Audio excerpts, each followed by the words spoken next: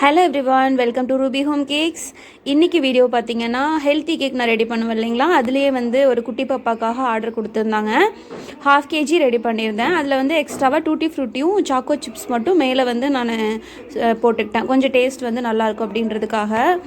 இந்த கேக் வந்து கோதுமை மாவும் பனங்கல்கண்டு மட்டும் யூஸ் பண்ணி பண்ணுறது. நார்மலாக செய்கிற கேக்கை விட இது பார்த்திங்கன்னா ஆல்ரெடி நான் செஞ்ச அந்த ஹெல்தி கேக்கை விட இது நல்லாவே டார்க்கர் கலராக இருந்துச்சு.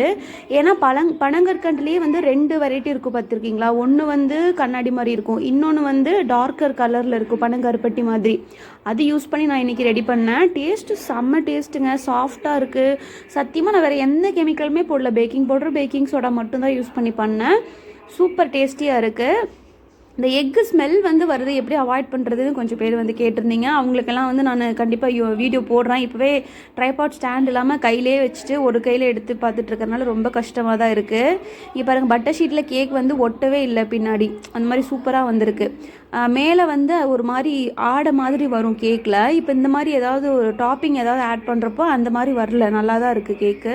ஆனால் இதே வந்து எந்த டாப்பிங்ஸும் ஆட் பண்ணாமல் நான் ரெடி பண்ணப்போ வந்து பார்த்திங்கன்னா அந்த நம்ம டாப் லேயர் கட் பண்ணுவோம் இல்லைங்களா, அது வந்து ஒரு மாதிரி ஆடை மாதிரி வந்துச்சு. ஸோ ஆலோவர் இந்த கேக் பார்த்திங்கன்னா ரொம்ப டேஸ்டியாக இருந்துச்சு. இந்த மாதிரி கேக் வந்து உங்களுக்கு வேணும் அப்படின்னா நீங்கள் ஸ்க்ரீனில் தெரியுற நம்பரை காண்டாக்ட் பண்ணி ஆர்டர் ப்ளேஸ் பண்ணிக்கங்க. ஈரோட்லேருந்து கரூர் வரைக்கும் எந்த ஏரியாவாக இருந்தாலும் சரி நீங்கள் வந்து ஆர்டர் ப்ளேஸ் பண்ணிக்கலாம், நான் உங்களுக்கு அனுப்பிடுவேன். வேறு இது கொரியரும் கூட அனுப்பலாம், ஏன்னா இது 4 days வரைக்குமே நல்லா தான் இருக்கும். இன்னும் ஃப்ரிட்ஜில் வச்சிட்டிங்கன்னா இன்னும் கொஞ்ச நாள் எக்ஸ்ட்ரா கூட யூஸ் பண்ணிக்கலாம். நீங்கள் பார்க்குறப்பவே தெரியும், அங்கே பாருங்கள் எவ்வளோ சாஃப்டாக இருக்குது பாருங்கள் கேக்கு. இது கேக் ஜெல்லோ எதுவுமே இம்ப்ரூவர் அந்த மாதிரி எதுவுமே வந்து நான் யூஸ் பண்ணவே இல்லைங்க. வீட்டில் கோதுமை மாவில் ரெடி பண்ண கேக்கு தான் இது.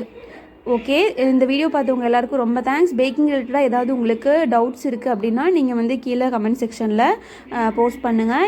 இந்த வீடியோ எப்படி இருந்தது, எப்படி இம்ப்ரூவ் பண்ணலாம் வீடியோஸ் அப்படிங்கிறதும் எனக்கு மறக்காமல் சொல்லுங்கள். நான் இதோடவே சேர்ந்து மிக்சர் வந்து ஃபஸ்ட் டைம் ட்ரை பண்ணியிருந்தேன், அதுவும் வந்து சூப்பராக இருந்துச்சு. இப்போ தான் ஃபஸ்ட் டைம் நான் வந்து மிக்சர் ரெடி பண்ணேன். இன்னொரு வீடியோவில் மீட் பண்ணலாம். Thank you, bye bye.